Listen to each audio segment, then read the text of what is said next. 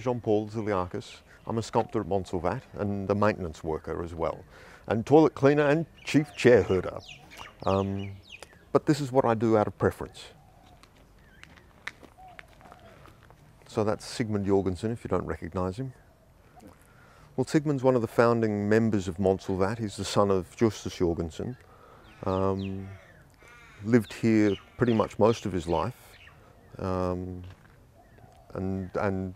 recently passed away. Fortunately, I was able to get a portrait of him, what, 3 or 4 years before he passed on, which is sort of what I do when it comes to it. It's mortuary art.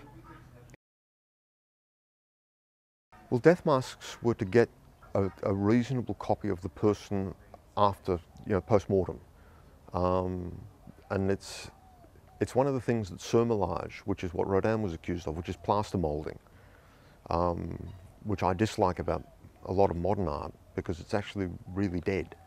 Do you know what I mean? It's not a face alive. It's not a face captured in movement. It's something that's static, as it were. And yeah, we've got some death masks here that were done of Justus, of Max Meldrum, Maggie, what was her name? Maggie Clare, I think. Maggie Clare, a friend of one of the workers here. And over here we have Angela Van Sella. She's a seamstress from Northcote. An Earth Mother. Diana. I can't pronounce her last name. She's where was she from? Czechoslovakian girl, I think, that I met in Northcote. Just thought she was a very pretty face and asked her if she'd sit. Well, I know it sounds silly, but probably playing with your poo. That's where it starts. That's what Matcham always used to say, that he reckoned sculptors were anally retentive. And that's where the whole idea of playing with the clay as a medium yeah. See, there's something else as well on that kind of level. My grandmother was a painter, Nancy Paterson, and she taught me to draw and taught me to paint to a certain degree. And so I went, okay, then, well, I'll do the three-dimensional thing. I'll make sculpture.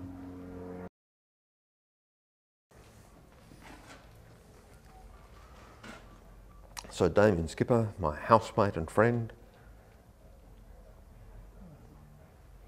What it takes is about 10 sittings of about an hour long each. I usually get pretty close in about 7 sittings and then fiddle for the last 3. And sitting still for 15 minutes at a time with a bit of a break and a bit of a conversation, it's not really that taxing, I don't find. Some people go, oh no, it'd be really difficult, wouldn't it? Hamish Knox, builder and character. And our French backpackers. And it was sort of like, well, you're coming to an artist colony. Okay, so you've got to have your portrait made. Something's got to happen on that level. If you're not just painting walls and cleaning up and polishing windows. No, it's an artist colony. Okay, you've got to sit for me. That's part of the deal. This is Clay Talk at Montsalvat, a ceramic centre. So we have a wonderful young fellow, Denim Lapis, who does pottery and teaches ceramic work. They let me make sculpture down here as well, doing portrait work. So what we're doing here is we're doing traditional earth rendering and traditional lime washing, which I also learned here off Matcham Skipper.